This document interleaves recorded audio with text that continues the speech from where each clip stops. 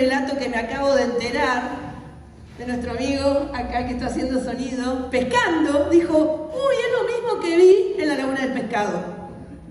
Fíjense lo increíble de esto, ¿no? Porque desde distintas ópticas se logran miradas casi idénticas, interpretaciones diferentes.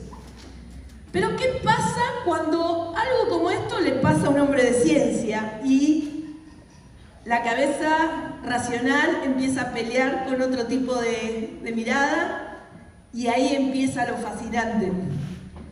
Es un gran gusto, un gran placer y para nosotros una gran responsabilidad también porque, como le dijimos al próximo invitado, trabajamos mucho para que se construya un escenario institucional que permitiera,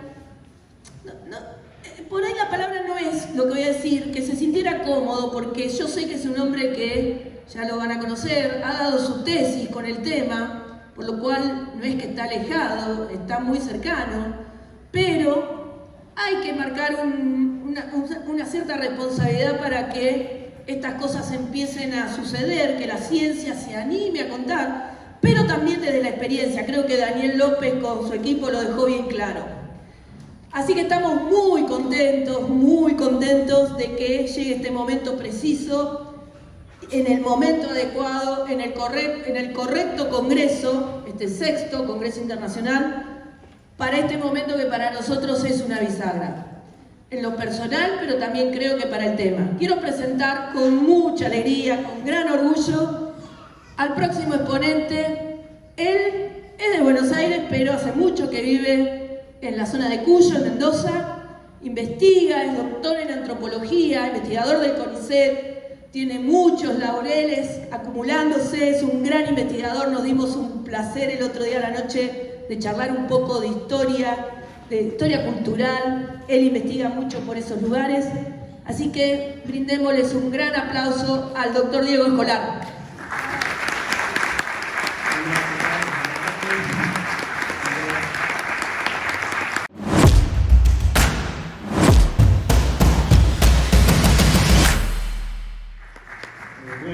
Quiero agradecerles muchísimo que hayan venido y especialmente a Andrea, que me invitó a participar de este evento. Es la primera vez que vengo y creo que es muy importante que nosotros, el tema del Congreso, que es entre la creencia y la ciencia, creo que es muy importante que se debatan estos temas y que también se dé lugar a los científicos de carrera, a los científicos especialmente científicos, a participar de esto sin una mirada prejuiciosa.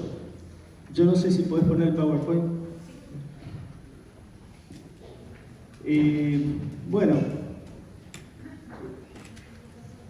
ahí cuando venga. Bien. Bueno, antes de que pasen el PowerPoint, ahí está. Ese es el título, no sé si lo alcanzan a leer. Orgullo y prejuicio científicos, ¿no? Con signo de interrogación.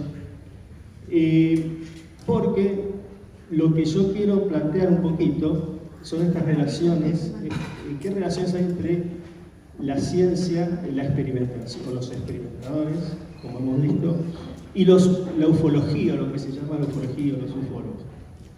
Y yo creo que hay una especie, si bien hoy se dijo que hay cientos de científicos que están trabajando con esto, yo creo que no son tantos en realidad, sobre todo los que lo hacen oficialmente, ¿no?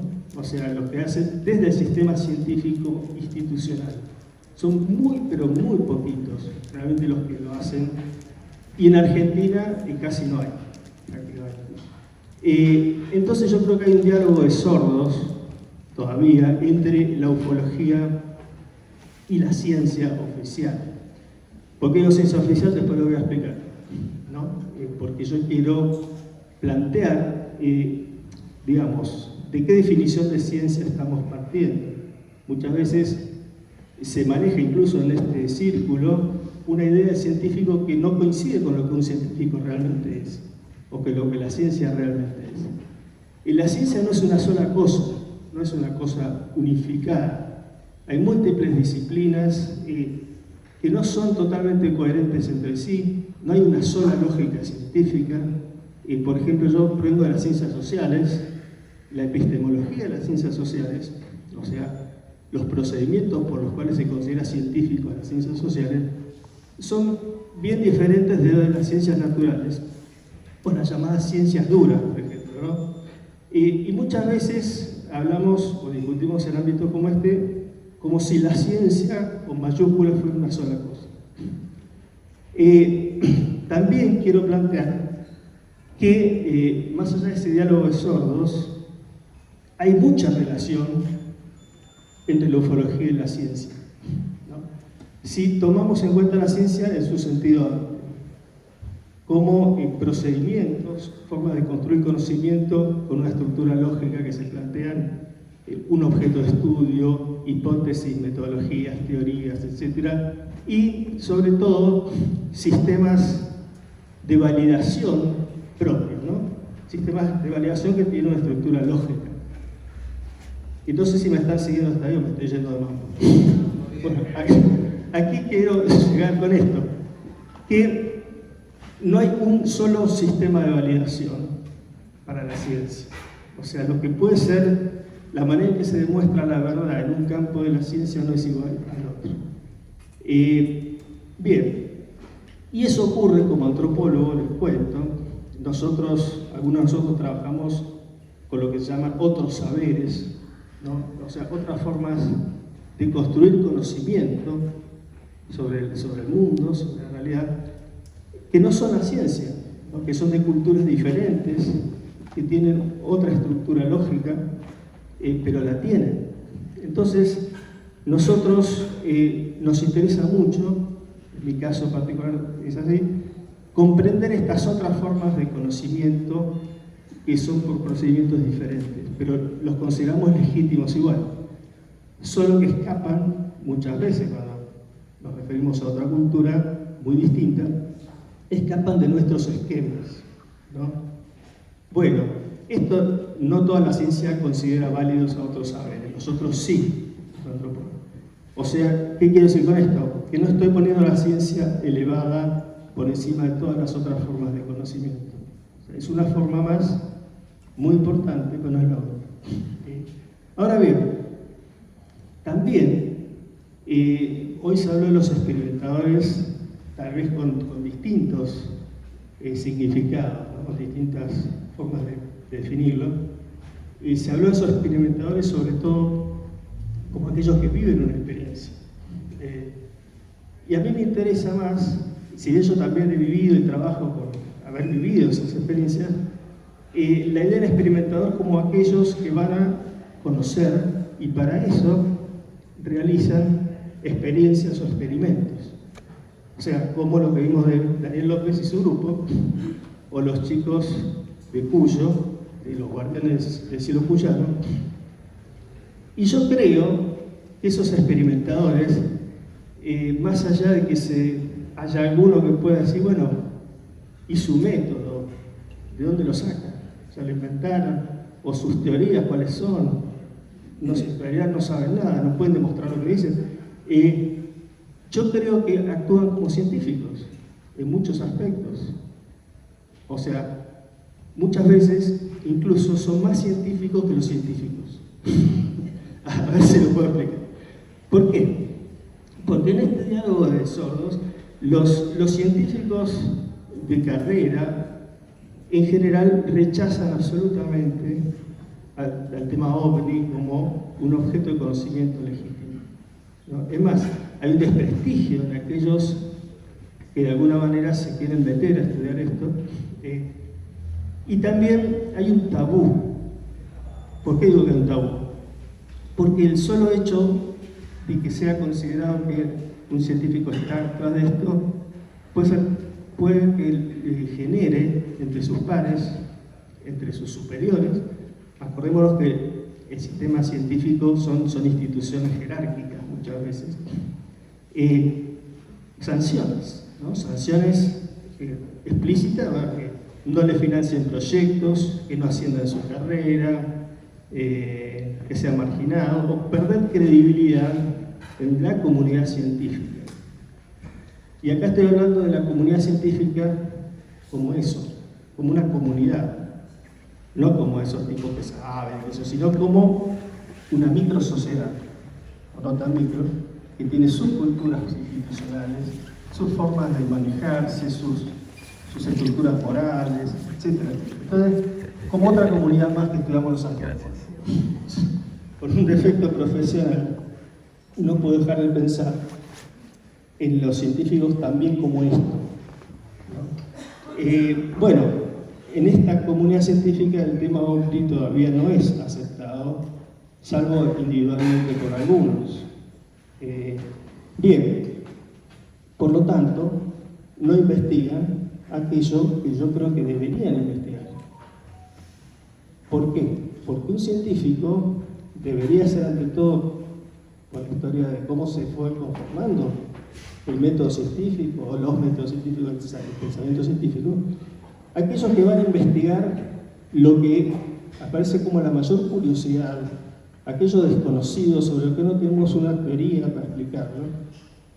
Aunque justamente, precisamente, aunque no tengamos teorías claras, justamente por eso debemos investigarlo, deberíamos, y no pasa así. Entonces, en ese aspecto, los científicos muchas veces no actúan como científicos. Y los experimentadores ocupan el vacío que la ciencia dejó. La ufología también. Por eso no es de extrañar que la ufología, los experimentadores, tengan muchos aspectos de la forma en que opera la ciencia, ¿no? Son ellos los que construyen teorías, equivocadas o no, a veces con procedimientos lógicos, a veces no, eso es otro tema. Los que desarrollan metodologías, como veíamos hoy, bueno, me estoy adelantando. ¿Por qué digo también que tienen una actitud científica? Porque realizan lo que un científico debería hacer: ir, observar, establecer secuencias, regularidades, tratar de obtener pruebas también, registros, digamos, ensayar procedimientos que tengan resultados. A esto quiero llegar y me quiero detener acá. Si nosotros, el otro problema de la ciencia y los ovnis, ¿cuál es? Es tanto lo que no se sabe, son tantas las interrogantes, que un científico se tiene que parar en el aire para investigar, y eso a los científicos no les gusta. Lamentablemente la ciencia se ha burocratizado tanto. Yo conozco muchos colegas que estudian lo que ya se sabe, o que van a demostrar lo que ya se ha demostrado, con otra preguntita, otra cosita, pero bueno, muchas veces lo mismo. Y la ciencia actual detesta la incertidumbre. Y la incertidumbre debería ser parte esencial de la actitud científica. O sea, ¿para qué vamos a investigar lo que ya sabemos? Otra cosa sería decir, bueno, no sé, no sabemos nada de esto, vamos a ver cómo hacemos para construir un tipo de conocimiento, alguna aproximación. Eso para mí es legítimamente científico, eso es lo que hacen los experimentadores muchas veces, ¿no? Bueno, yo me voy a cambiar de tema ahora, voy a pasar a otro tema relacionado, ¿no? Pero un poco cómo fue mi problemática, mi inclusión en el estudio de esto, que yo no llamo fenómeno, no me gusta el término fenómeno. Fenómeno es un rayo, es algo inanimado, pero esto, como decía Daniel, para mí también tiene una inteligencia operante, ¿no? Y tiene lo que parece ser voluntad. A veces hace cosas, se comunica, se acerca, se aleja, sigue, bueno, todo eso que hemos visto con los videos de Daniel. Entonces, ¿podríamos llamarlo un objeto de conocimiento? Sí. Pero para mí también tiene características, y acá me zarpo un poco, de subjetividad, o sea, de sujetos. No son solo objetos o fenómenos, son lo que sean entidades que hacen cosas, tienen actitudes inteligentes, se comunican y tienen voluntad. A veces aparece, a veces no, de tal manera, etc. Bien, podemos pasar a la otra. Yo voy a narrar un poco brevemente, porque ya estoy cansado de hacerlo, lo he narrado otras veces, pero tengo que narrar, porque yo me vinculé a este tema. Como antropólogo, como dijo Andrea, yo soy antropólogo, es cierto, no fue una mentira. Yo investigaba en la región cuyana, otros temas. Yo hasta el día de hoy investigo otros temas. Este tema, que lo investigo igual, lo hago en forma paralela a mi objeto de estudio oficial, el CONICET me aprueba o sabe que yo estudio, ¿no? Es otra cosa. Bueno, yo estaba desarrollando mis investigaciones de doctorado en el departamento de Calingasta, en San Juan, y trabajaba sobre el proceso por el cual comunidades campesinas de arrieros, etcétera, de la región y en zonas urbanas se estaban identificando como indígenas, ¿no? En una región donde supuestamente se habían extinguido hace 300 años más o menos los indígenas. Entonces yo investigaba esto, sus discursos, sus sentimientos, porque decían que eran indios, porque algunos sí, algunos no, bueno, toda esta cuestión. Y en eso, parte esencial de mi trabajo, y como antropólogo, hago una pequeña acotación, se habló bastante del trabajo de campo acá. Los antropólogos, nuestra metodología principal es el trabajo de campo antropológico. Pero es un trabajo de campo muy profundo, ¿no? En el sentido de que lo que nosotros queremos recuperar y entender es la cultura del grupo que nosotros investigamos. Partiendo de la base de que siempre hay un punto inconmensurable, o sea, hay cosas que no podemos comprender si no vivimos, no crecimos en esa cultura. Como no podemos hacerlo, pasamos a convivir con la gente, tenemos una serie de metodologías para acceder a esa racionalidad diferente a la nuestra, lo cual obliga a poner en suspenso, muchas veces, forzarnos a no creernos nuestras propias teorías y presupuestos y conceptos. Es decir, bueno, yo creo que la luna sale por ahí, se apaga, dura tanto, bueno, estoy exagerando, ¿no? No sé. Bueno, otras cosas. Que decimos, bueno, lo que damos por natural puede no serlo en esta cultura. Y bien, mi trabajo era acompañar, parte de la metodología, los recorridos que hacían arrieros de ganado, de mulas, cazadores furtivos de guanacos, etcétera, en la alta cordillera de los Andes, en San Juan. Y yo he sido arriero, o sea, por parte del trabajo fue aprender y convivir y ser arriero, ¿no? En la cordillera, cruzando la caballo, etcétera. Y en uno de estos viajes, bueno, aparecen, lo voy a hacer resumido, ¿puedes pasarlo?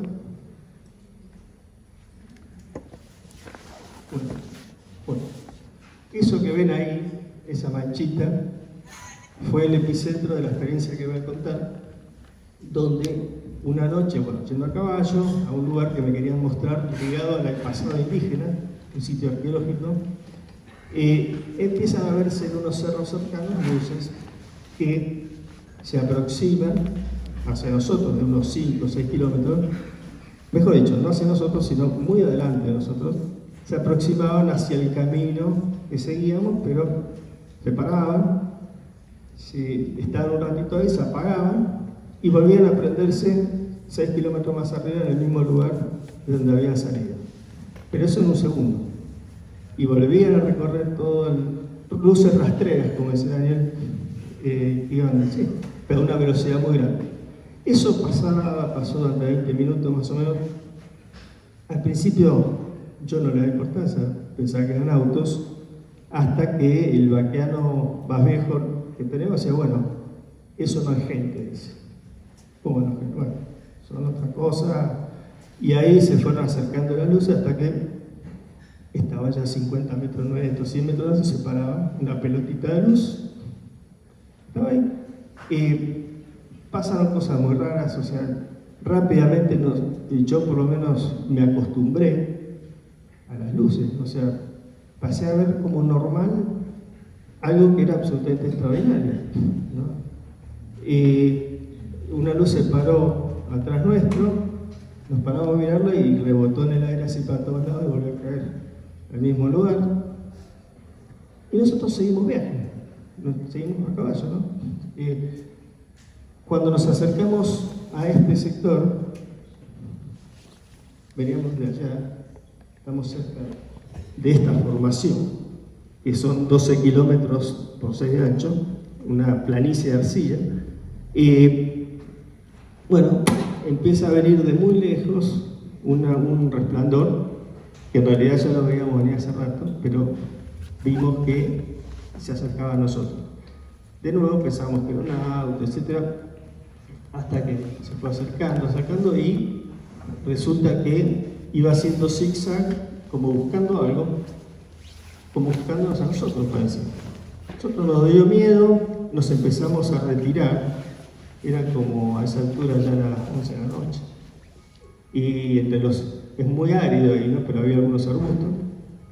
Y la luz se acercaba, hasta que se paró, de acá a la pared, ahí, donde está el enchufe, el parlante ese más o menos. Pero claro, la luz que yo le estoy diciendo tenía 3,5 metros más o menos de diámetro, no era chiquita esa, las otras sí. Era como el tamaño de una camioneta, una masa de luz blanca, verdosa, que ahí empezó a ponerse anaranjada. Y estábamos como tranquilos, era muy raro, raramente tranquilos. La luz nos iluminaba, yo estaba con un caballo de tiro, el otro muchacho se bajó a orinar al lado mío, mirando, y la luz nos alumbraba todo blanco. Fue una situación muy irreal, ¿no? Bueno, la luz hace unos destellos rojos hacia adentro, era como una nube de plasma, era como una cosa medio vaporosa pero densa, no era un objeto duro aparentemente, flotaba y está ahí como, qué sé yo, 1 minuto, 2 minutos. Voy a contar algo que no siempre cuento, no sé si conté alguna vez, capaz que lo cuento siempre, pero yo tenía una pistola, íbamos armados algunos, íbamos a cazar, estaba prohibido, pero yo seguía la vida de ellos. Y digo, le voy a mandar una bala, no vaya a ser que, no sé, me está asustando. Y si le disparo, me acordé que tenía pistola.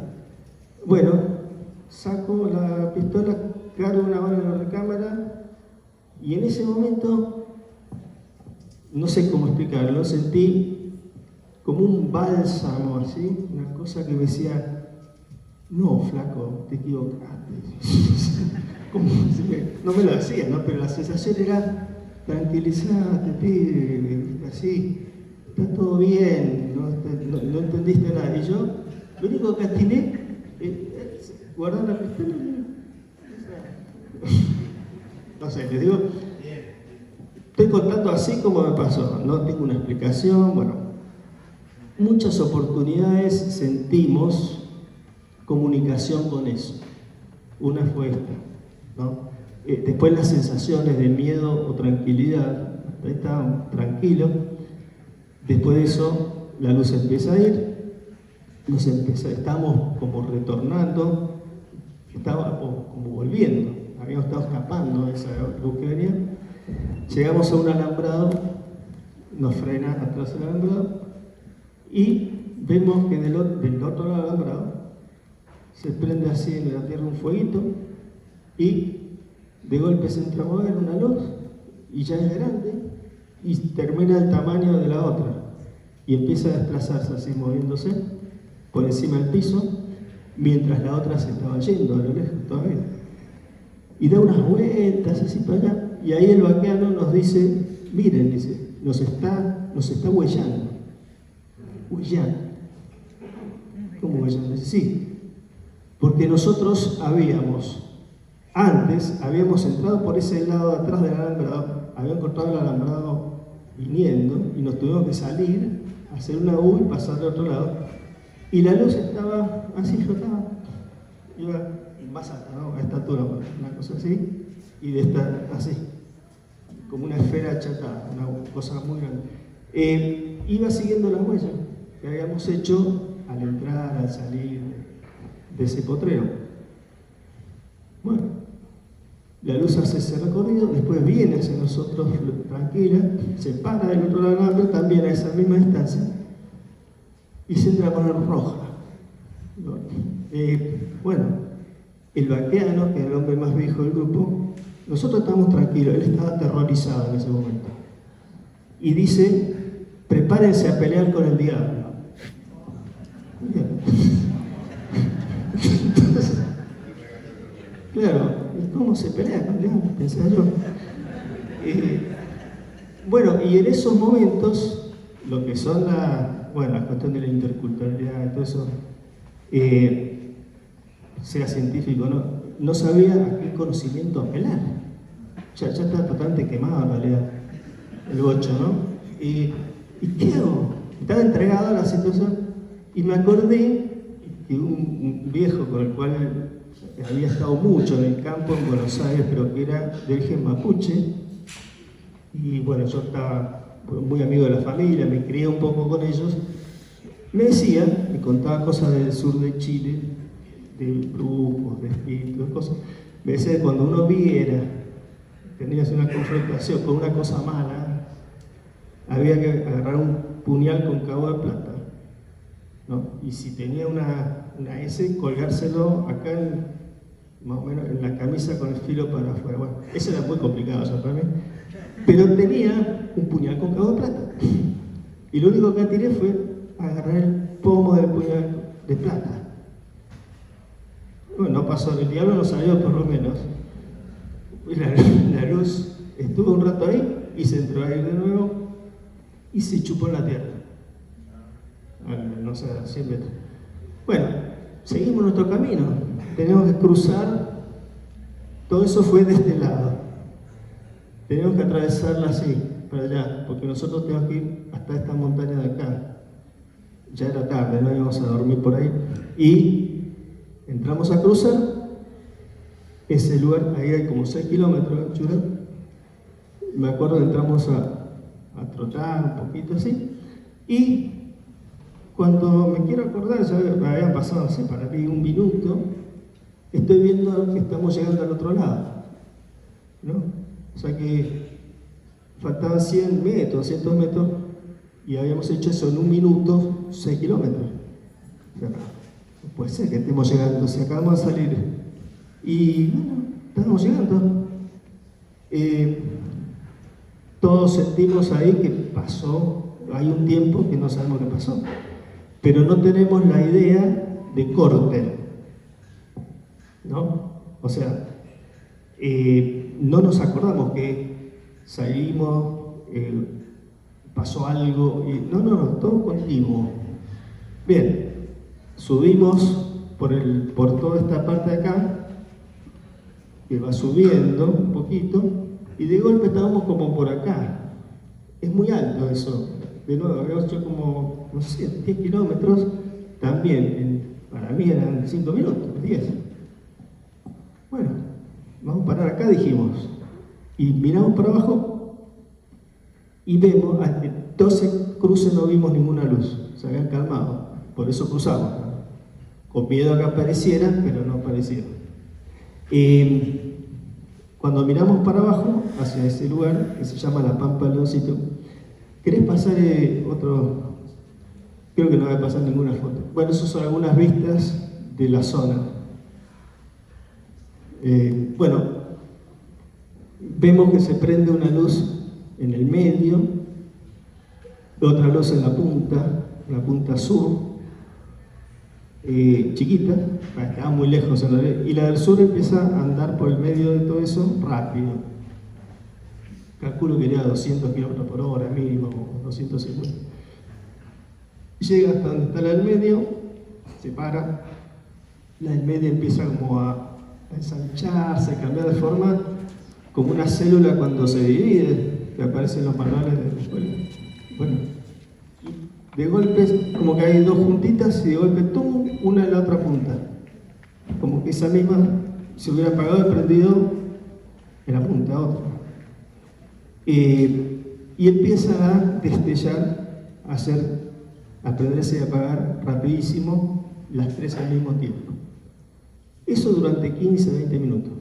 Entonces nosotros mirábamos todo eso, volvíamos siempre a tratar de buscar una explicación racional.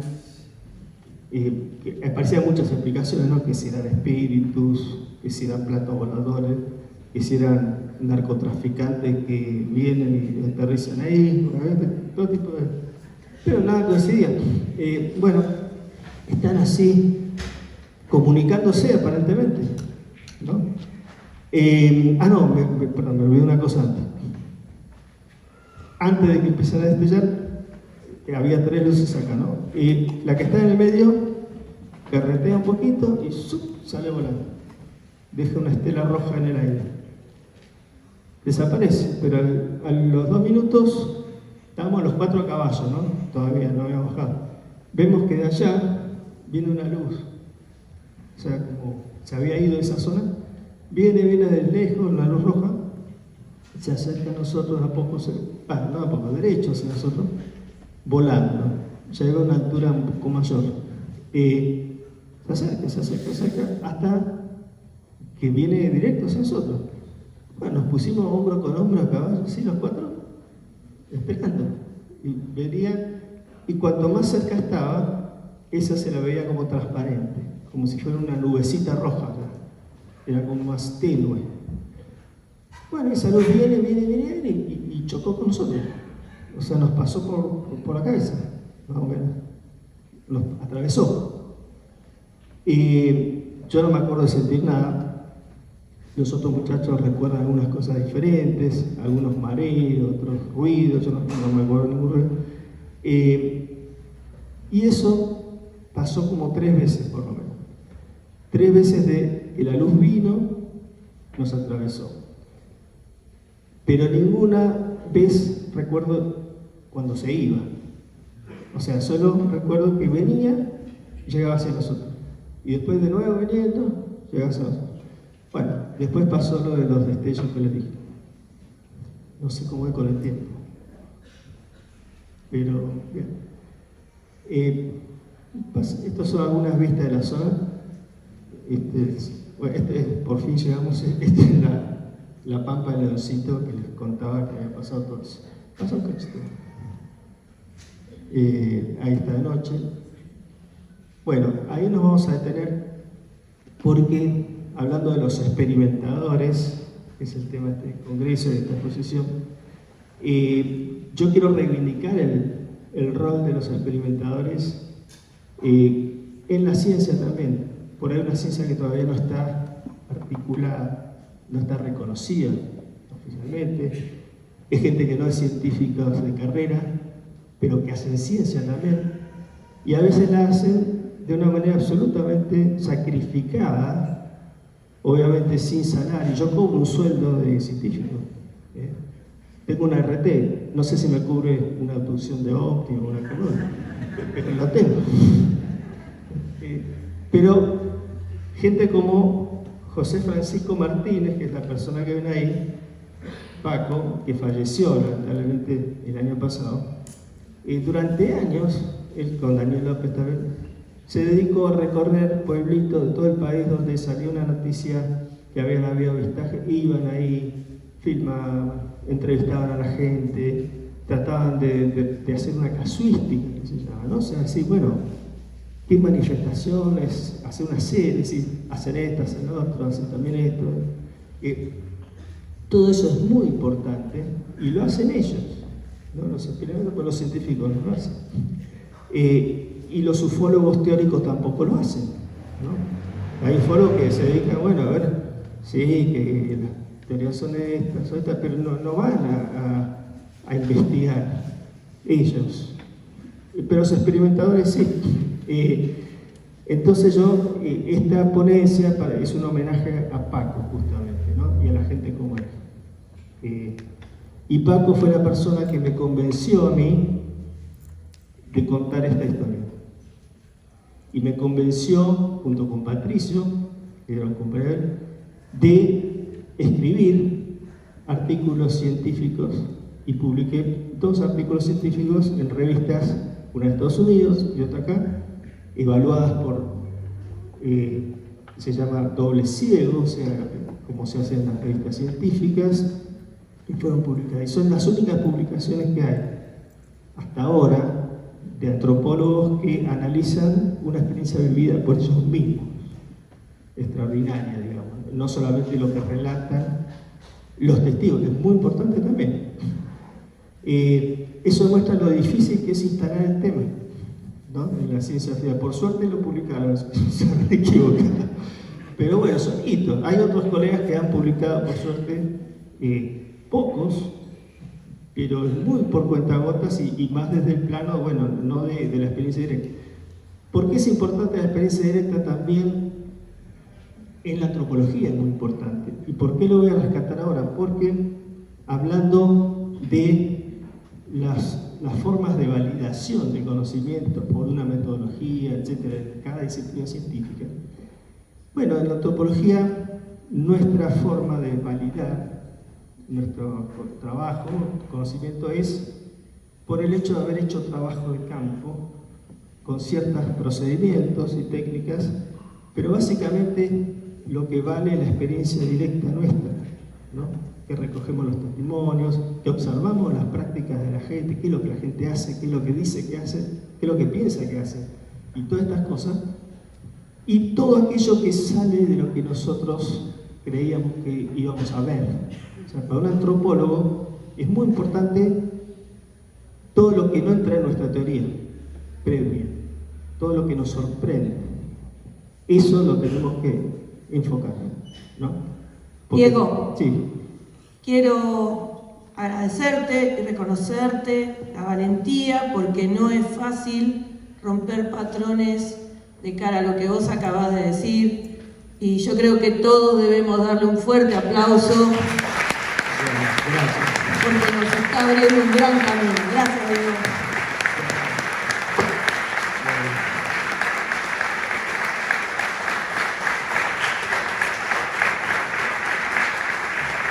Muchas gracias.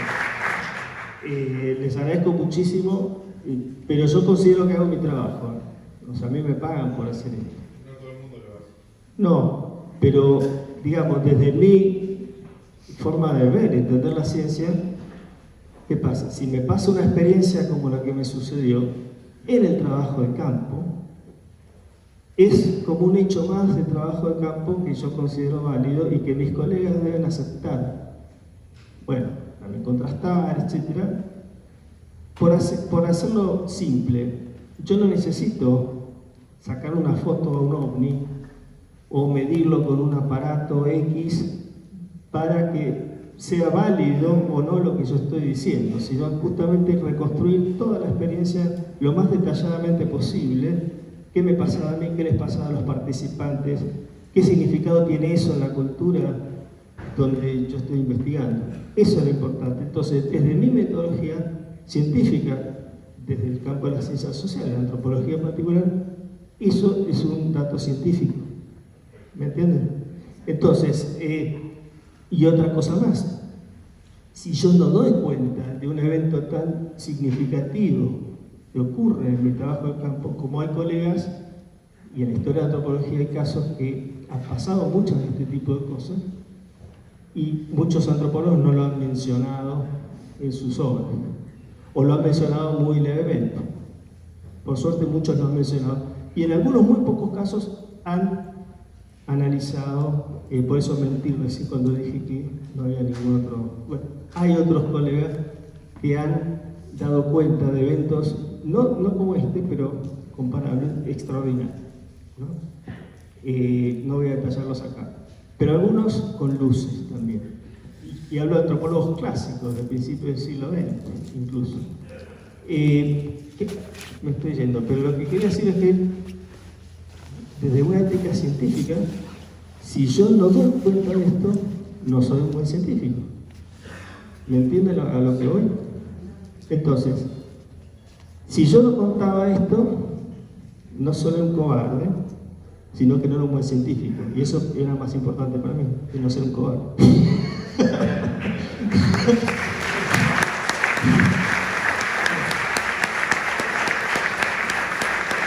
Entonces me sentí obligado a dar cuenta. Pero claro, no publiqué, no sabía qué hacer con esto, no sabía por dónde empezar, cómo agarrarlo. Toda la reconstrucción de los hechos no los pude escribir en el momento, estando a caballo de noche. Lo hice después, igual estamos entrenados para esto, pero bueno, mucha capacidad de observación y de recordar detalles, etc. Bien, pero tenía un texto que lo presenté para un seminario de doctorado de un curso. Ese fue el trabajo que hice con un profesor muy piola. Y ese texto quedó, pero lo vio otro alumno, años después, un par de años después, que se lo dieron a leer. Y ese alumno es Patricio Parente, que es un antropólogo que terminó haciendo su tesis de licenciatura dirigido por mí, sobre luces en esta zona. Bueno, Paco era muy amigo de Patricio y juntos iban a hacer trabajo de campo, etc. Y Paco era muy entusiasta. Yo no quería publicar nada, me daba miedo, pero a ver si quería, pero no sabía cómo. Me convenció, me secó la mente, en realidad los que conocían a Paco saben cómo era, de que lo publique. Y bueno, y ahí sí, o sea, fue muy influyente. Entonces quería valorar a las personas como él. Pasamos a la otra. Bueno, algunas de las cosas que Paco me mandaba, que él recopilaba fotos de luces también. No voy a opinar sobre estas, pero bueno, para que ilustrar un poco, pasa otra. Y esta sí la voy a mencionar, en la misma lugar donde yo vi las luces. Patricio, mi tesista, fue varias veces con Paco y una noche fotografiaron y filmaron unas luces muy parecidas a las que yo vi. Claro, no, es eso que ven ahí, ¿no? No es una muy buena calidad que digamos, la sacaron de noche con bulbo, la cámara así, y se ven dos luces muy parecidas a lo que Daniel mostraba. Yo diría que lo mismo, dos luces grandes, que además yo las he visto hacer algo como en los videos de Daniel, que hay dos que son como las punteras, les llamo yo, que marcan después si aparecen las otras o no, y una que se apaga y se prende al lado, y una más fija, lo mismo. Y como ven hay como 10 o más atrás. Bueno, hay un video que no se ve, no sé por qué no se ve, que ellos sacaron en el mismo momento, en el video se ven dos, no más, y se ven estos cambios que decían.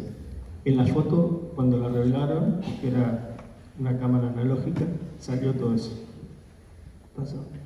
Bueno, otra cosa que ellos recopilaron es, por ejemplo, algunos efectos, gente que había tenido experiencias con luces, como esta señora que quedó con los ojos abiertos de por vida, ¿no? Quedó como con los párpados paralizados, después de un encuentro.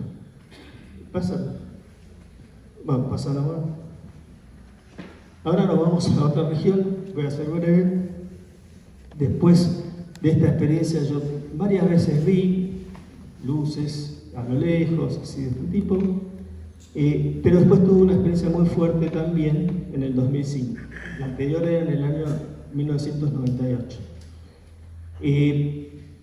En mi trabajo de campo, en otra parte, en comunidades indígenas del norte de Mendoza, que se llaman huarpes, que también es una zona desértica, muy parecido a lo que las fotos mostraban antes del Río Negro. En un momento de trabajo de campo, una noche, de nuevo, tengo un encuentro con luces. A ver, pasa un poquito. Bueno, estas son algunas vistas de la zona, una zona muy agreste. La gente vive muy dispersa en el desierto, se llama ya esta zona. No pasa. Bueno, Una noche con un maestro de la escuela volvíamos por un camino que es de arena, por médanos de arena,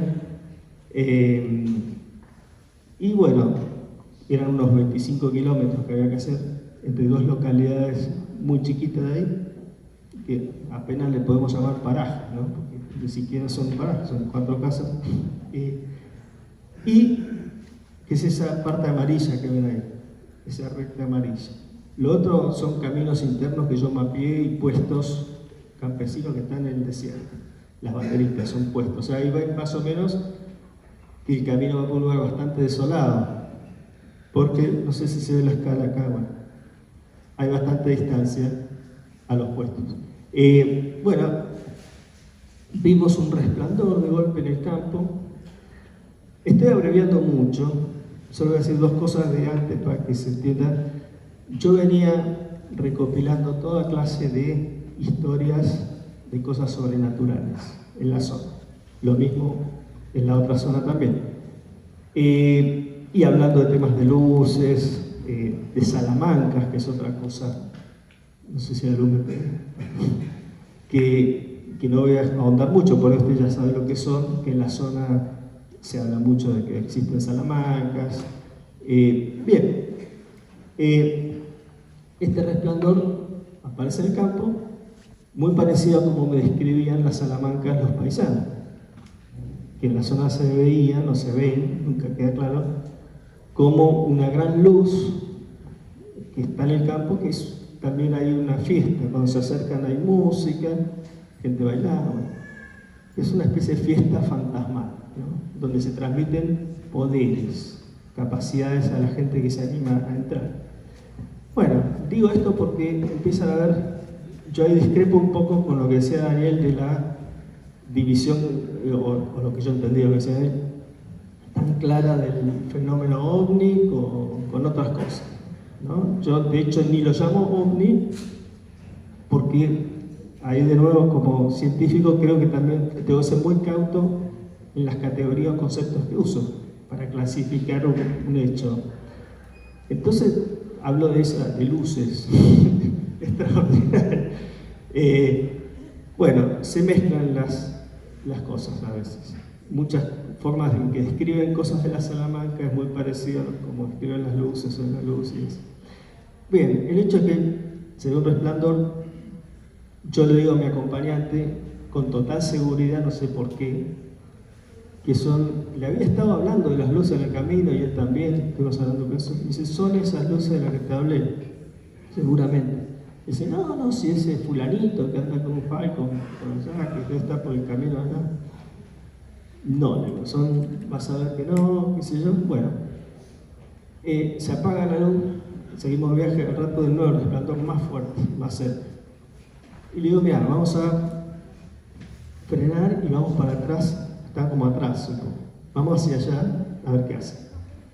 Como ya hemos visto, cuando uno se acerca no les gusta, el resplandor se apagaba. Volvíamos a retomar camino, miraba por el espejo, ahí estaba el resplandor de nuevo, en el monte. Así pasó como 2 o 3 veces, hasta que a la tercera le digo, mira, parémonos de nuevo, pero no nos demos la vuelta, quedemos mosca nada más, a ver si se acerca. Bueno, qué sé yo. Entonces nos paramos, nos bajamos la camioneta a mirar y el resplandor se quedó allá. Y de golpe se empiezan a ver varios puntitos de luz abajo y el resplandor es como que se divide en varios resplandorcitos y vemos que esas lucecitas que yo le digo, ¿viste? Esas son parecidas a las luces que yo vi, solo que son las chiquitas, ¿no? Se empiezan a acercar de a poco, acercar así, por entre medio de las plantas, a ras del piso, a esta altura, o a esta altura mejor dicho, la mayoría, y se acercaban, cada vez más claritas se las vean, y van abriendo como un semicírculo alrededor nuestro y acercándose. 2 estaban de golpe en el aire, por arriba de las copas de los árboles, o sea, hacían lo mismo pero en el aire, en el cielo. Y las otras que contamos como 10 o 12 estaban por el piso. algunas por la huella, el camino, y así llegaban hasta, estoy contando que ya estaban a 60 metros nuestros, no, de acá a la cortina ya. Entonces, seguíamos. Yo les cuento esto porque, bueno, hablando de los mecanismos raros que pueden haber, y en todo momento yo me sentía contento, ¿no? Contento y confiado, y como que veía viejos conocidos, amigos. No sé por qué, yo tenía la sensación de beatitud, de bonanza, ¿sí? Todo bien, qué lindo. Le iba como diciendo a él lo que iba a pasar, más o menos. Digo, mirá, se van a acercar, no te asustes, ¿no? Y el flaco no se asustaba, era más loco que yo. Dice, está todo bien, dice el profesor de música. Bien. Y se acercaban a la luz, y todavía esa sensación de felicidad, como si yo fuera el presentador de los amigos a este otro. Entonces, no sé por qué. Y bueno, se acercaron hasta que cada vez más cerca, y abriendo un círculo alrededor nuestro. Llegaron a estar como casi de acá en la silla de la primera fila, algunas, ¿no? Y bien, ahí pasaban cosas raras, que yo veía luces que él no veía, y él veía luces que yo no veía. Me decía, mira, a todo ese algarrobo, ahí está. No, yo no veo nada. Pero mira ese que está allá. Y él, bueno, así. En un momento veo que el círculo se está como cerrando atrás nuestro, esa fue mi sensación. Las lucecitas todas paraditas, como pelotas de fútbol eran el tamaño, un poquito más grandes. Blancas, verdosas como estrellitas. Las que estaban en el cielo se habían parado y se camuflaban como estrellas perfectamente. Si no las hubiéramos visto llegar, eran estrellas. Y de golpe me entró un pánico total, absoluto. Y bueno, ya nos vamos de acá. No, pero está todo bien, me decía el flaco quedémonos. No, vamos a la mierda ya, le digo. No sé por qué, subiste acá. Y arrancaba la cabeza, el camino estaba inundado, nos metimos en el agua así, no se veía hasta dónde terminaba el agua, no sé cómo pasamos al otro lado, no fue. Ahora, pasá la que sí, si puedes. Otra más. Bueno, estas son, ¿qué es esta raya? Por casualidad yo tenía un GPS y estaba abierto la grabación del recorrido del track, que se llama, que va grabando puntos de localización cada un intervalo, ¿no? Y así se marca una ruta y uno después la graba y puede volver por la misma ruta si quiere. Yo tenía aprendido y grabé todo el recorrido que hicimos esa noche, exactamente los lugares donde nos dimos vuelta con la camioneta, que son estos, idas y vueltas acá, son lugares donde paramos, nos dimos vuelta, volvimos. Pasó otra más, bueno, hay varias, otra más. Bien, ¿a qué iba? Que estoy tratando de hacer un estudio a partir de esto también, porque pasaron cosas raras. El track estaba puesto para grabar cada 2 minutos, son 108 puntos. Le digo esto ahora van a ver por qué, es una matemática que no es muy fuerte. Y me daba que había transcurrido 3 horas y media en todo el recorrido. Y ese recorrido se hace normalmente en 1 hora y media. Mi sensación es que habíamos parado media hora, todo ese evento duró como media hora, en mi sensación, hasta que nos fuimos, pero había 1 hora y media de más, ¿no? O sea, ¿por qué? Porque yo sabía exactamente que habíamos salido a las 11 y habíamos llegado a la 1 de la mañana. O sea, estuvimos 2 horas reales, coincide con lo que yo sé que se tarda, pero el GPS había grabado 3 horas y media. ¿Qué pasó? ¿Dónde está esa hora y media de más? No sé. Entonces, bueno, estoy tratando ahora, si alguien sabe, le voy a agradecer. Me estuvo ayudando Cristian Soldado, pero llegamos a un punto difícil que a pasar a que... Otra más. hay que poner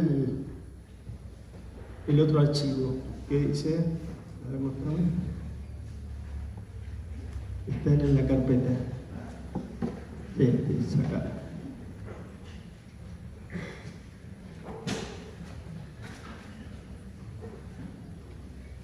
Luce. No. Recorrido de luz. Bueno. Ese es el recorrido animado que hicimos. Acá está de día, ¿no?